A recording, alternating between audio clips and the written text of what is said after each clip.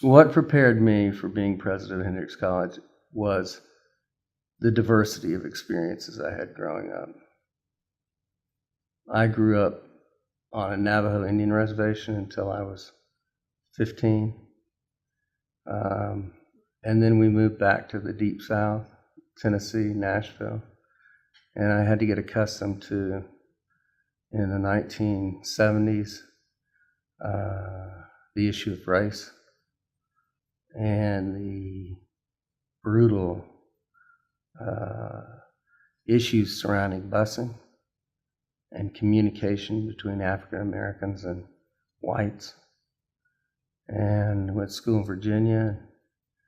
And during that time, I had 1,000 jobs. I've had more jobs than Studs Terkel. Such as? Well, I worked for a guy named Biggin as an assistant mechanic who thought I was an idiot because I didn't really know how to change out a solenoid switch. And I learned how to make Biggin feel okay about me. I worked as a crop adjustment allotment regulator for the Department of Agriculture, which meant I went out with a gunner's chain to tobacco fields and told farmers whether they were over their allotment or not, and then had to learn the diplomatic skills to tell them to get their bush hog out and cut down half their field when they were over their allotment.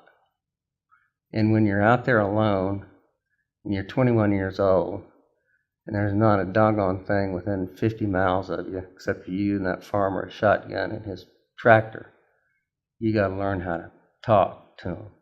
I went up to graduate school in Massachusetts, and I got a job on a lobster boat.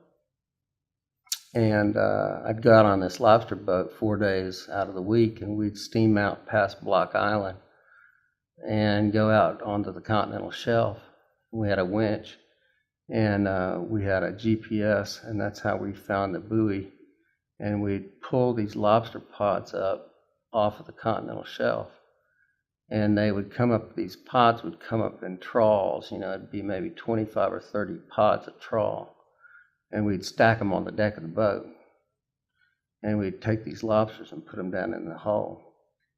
And you got to get used to standing up out there on those rolling seas in the North Sea. It's not a pleasant thing. And that's why I only did it for 2 summers, but the money was good, $300 or $400 a day cash. I got paid by a guy named Vinny out of the back of a Cadillac, cash.